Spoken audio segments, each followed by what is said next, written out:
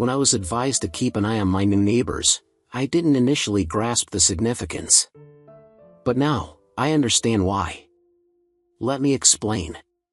My name is Jeremy, and I was deeply devoted to my wonderful wife. I loved her intensely, and I'll never love another. Despite the pain we caused each other, our paths first crossed at a wedding through a twist of fate. We met again at a charity event, exchanged numbers, and from late-night texts to dinner dates, our bond deepened. 2 years into dating, I proposed and she said yes. Soon after college, we married and settled in Washington, pursuing our careers, me in sales, often working long hours, and Lori as an entrepreneur. Despite our busy schedules, we supported each other and maintained regular dates. We had agreed to delay starting a family until we could devote adequate time to children. Recently, things took a troubling turn. The demanding nature of my job often left me feeling guilty and exhausted, upsetting the balance between work and personal life. Lori began behaving oddly as well, staying out late, a stark departure from her usual routine of waiting for me at home. Concerned, I initially gave her the benefit of the doubt. However, her strange actions continued to escalate over the next 2 weeks. Unable to ignore it any longer, I finally confronted her about what was going on. To my shock, I discovered she had been having an affair with Martin, our new neighbor who had recently moved in.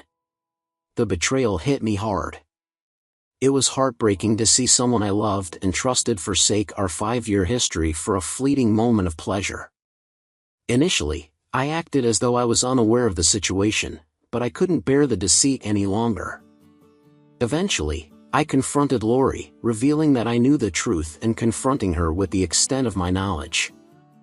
It was a painful confrontation, watching her struggle to understand how much I knew. I couldn't shake off the nagging feeling about why Lori was consistently arriving home late. Every time I brought it up, she brushed it off as if it were nothing, assuring me that I was overreacting and had nothing to worry about.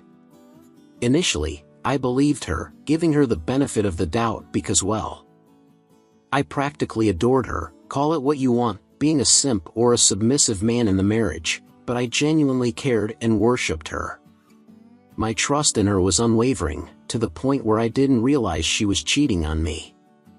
It's embarrassing to admit how much I trusted her, especially considering that our neighbor turned out to be her affair partner, living just a few steps away from our house.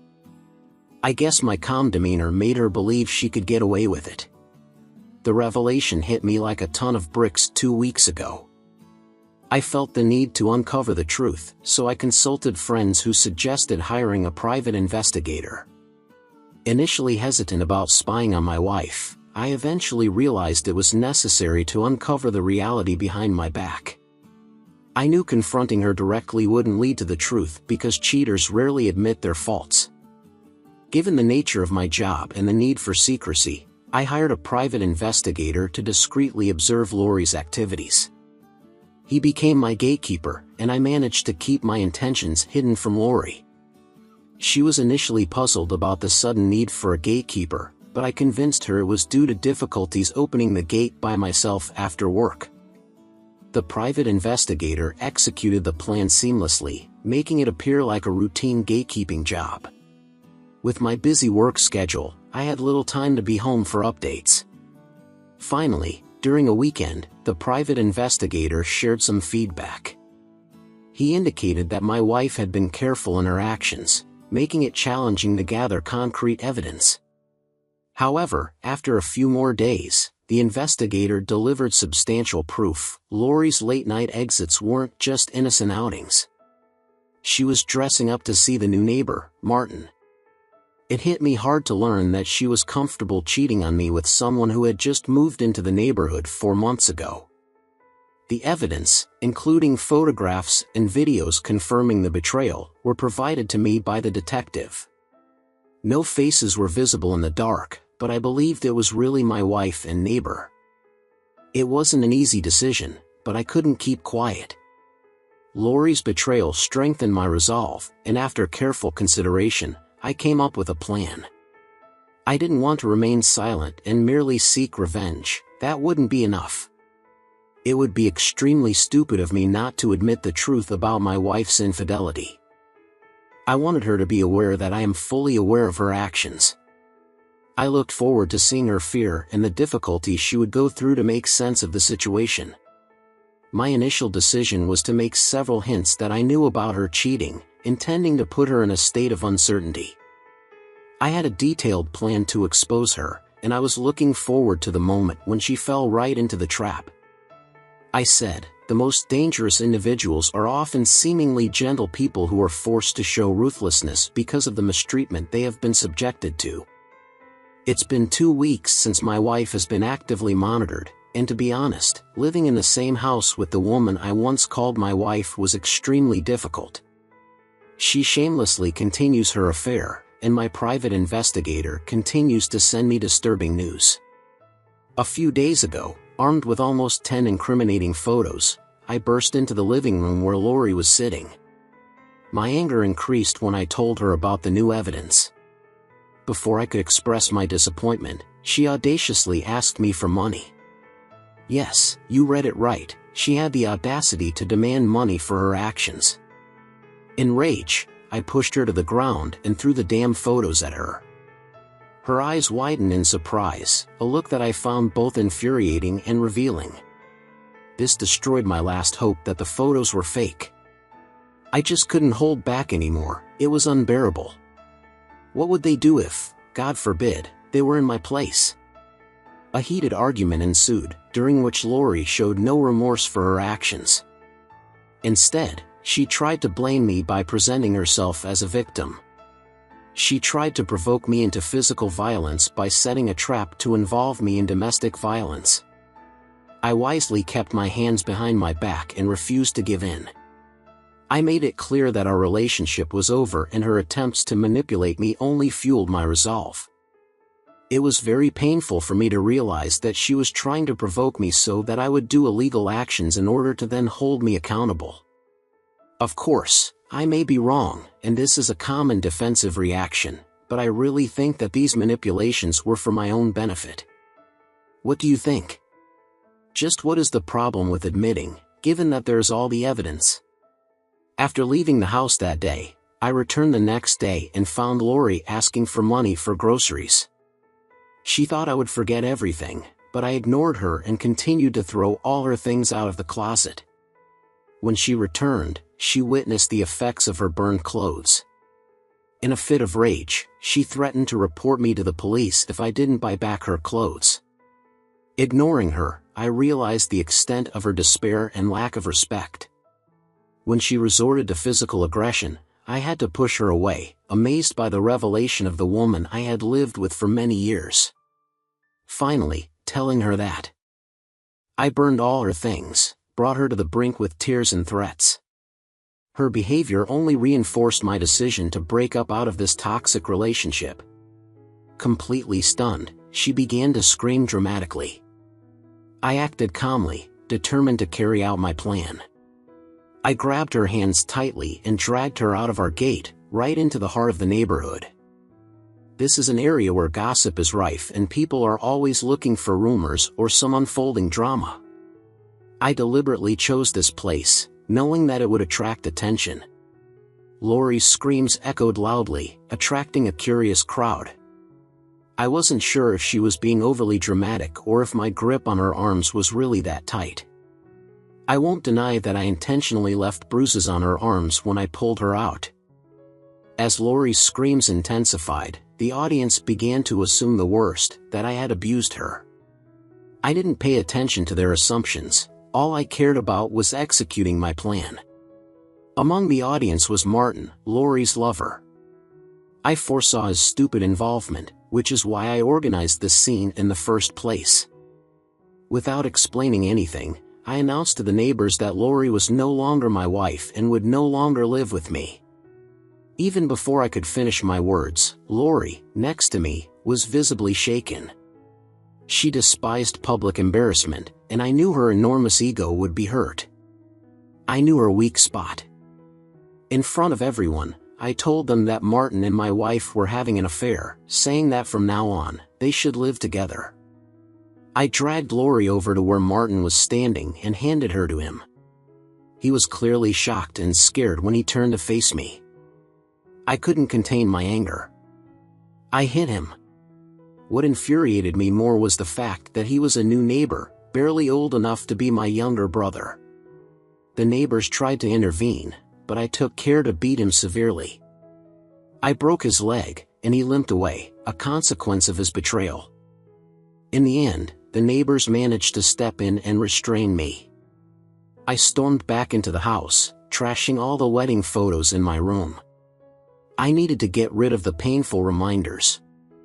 Just a couple of hours later, I decided to take a break and rest. However, I soon heard a noise outside my gate. A private investigator informed me that Lori and her parents were at the door, pleading on her behalf. I was shocked by their arrogance and refused to go to them. This incident made me realize how condescending and stupid I had been in the past. Later that day, I went outside, indifferent to the commotion of the neighbors about my previous actions. My only goal was to print out photos of Lori and Martin, planning to hang them around the neighborhood and in front of my gate. After printing out the photos, I returned home, intending to hire someone to hang them at night. To my surprise, the next morning, I heard people knocking on my gate, confused. I went outside to check, but found my neighbor and a tearful Lori waiting for me. When I inquired about their presence at my gate, they displayed a printed picture, evidence that the private investigator I had hired had done his job. Lori dropped to her knees, pleading with me to stop trying to ruin her life. Some neighbors even joined in, urging me to reconsider holding those incriminating pictures. People asked if I felt embarrassed. It baffled me, why should I be the one feeling shame when I was the one betrayed? I explained that the pictures were provocative, capturing her in compromising situations. I denied being the one who released them. After closing my gate, I had a hearty breakfast and prepared for work. The plan for the day was to meet with my lawyer, who had already begun drafting the divorce papers. I was determined to end things with Lori swiftly, and I needed a lawyer who could ensure minimal alimony expenses. At work, I had to turn off my phone due to incessant calls from Lori and her parents. I refused to answer any of their calls. I wasn't about to let myself be manipulated as I had in the past, reflecting on how I'd allowed her family to take control of our wedding. I realized the extent of my foolishness. Lori's betrayal made me deeply ashamed of the doormat I had become before the infidelity revelation. Our lives seemed normal like any other couple, sharing personal information, knowing her bank PIN. As a result of our close relationship, I seized the opportunity. Lori, being an entrepreneur, had savings and a customer fund account. In my quest to gather her belongings, I stumbled upon one of her ATM cards. Instead of destroying it, I went through everything, her savings, her customers' money, everything. On the day I sent her packing, I destroyed her phone, ensuring she remained unaware of the missing funds. Unbeknownst to her, she'd been using her parents' phone to reach out. As she continued attempting to contact me, the realization of the missing money would hit her too late. I planned to use part of that money for the divorce case, anticipating a challenging legal battle. This was just the beginning, and Lori had no inkling of the storm that lay ahead. Maybe it was time for me to embrace a different side, to let out the beast that had been hidden beneath my calm demeanor for too long. In the midst of the divorce chaos, my mind has been consumed by the need for revenge against all the constant disrespect I've endured from her. By the time I'm done with my plan, she'll regret using me as her doormat. These past weeks have been a whirlwind, and while I'm still figuring out the details, I promise to share the execution with you all soon.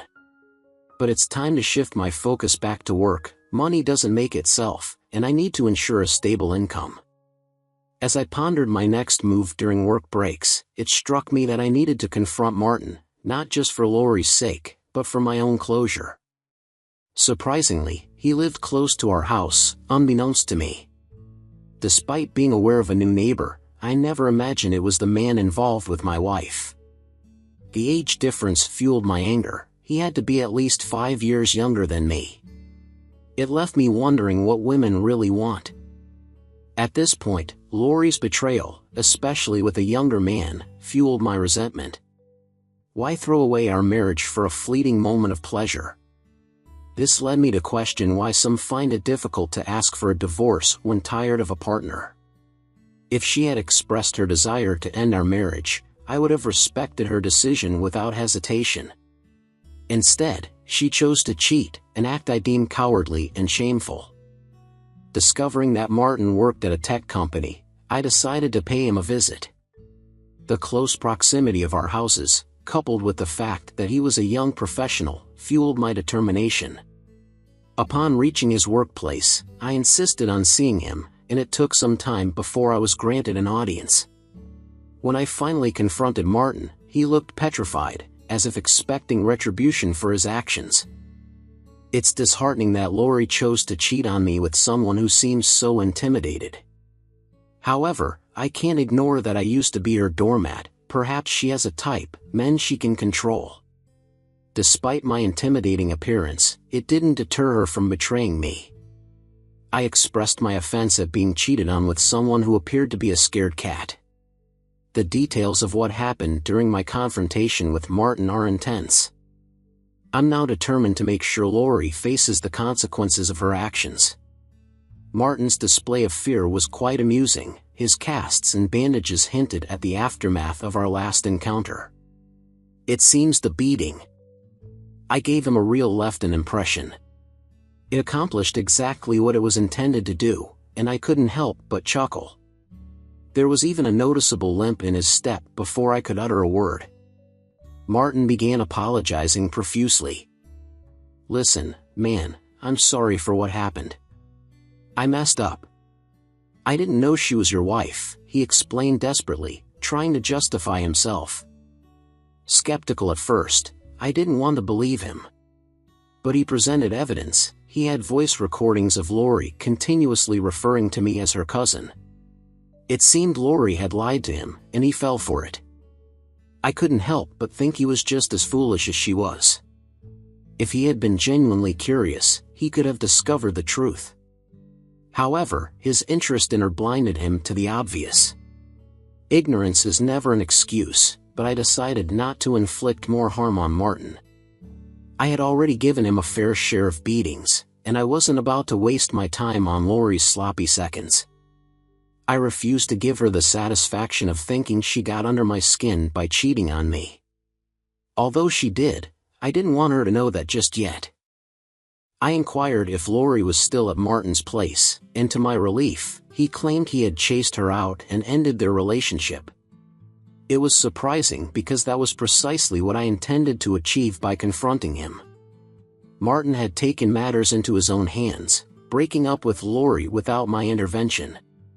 I didn't need to lift a finger, all my wishes had come true. Martin continued to apologize, but I had no business with him anymore. I felt good knowing that he and Lori were no longer together. To ensure the truth, I asked my private investigator to verify Martin's claims. Within 2 days, he confirmed that Lori had indeed moved out and they had broken up 2 weeks prior to my discovery. My satisfaction increased, but Lori wasn't done with her antics. 2 weeks after the confrontation, she ambushed me at my workplace, falling to her knees and bursting into tears. She even threatened to strip herself naked if I didn't forgive her. My colleagues were stunned as the drama unfolded before their eyes. I stood my ground, unaffected by her emotional manipulation, telling her she could do as she pleased.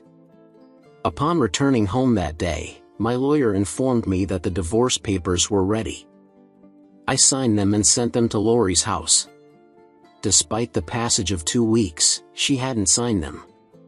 Instead, she showed up at my house demanding to speak with me. She claimed all her money was gone after going to the bank, and she accused me of taking it. I denied any involvement and urged her to depart. Lori insisted she wouldn't sign the divorce papers unless I refunded the money. Unfazed, I acquiesced, knowing marriage wasn't in my near future. I welcomed the legal drama if that's what she desired. My retribution felt satisfying, and I had no qualms about her prolonging the divorce proceedings amidst legal and financial troubles. I've moved on, even found a girlfriend for some casual enjoyment. It wasn't easy, but I had a great time. Thank you to everyone who tuned in today. If you liked it, please consider liking and subscribing. Share your thoughts in the comments. Take care.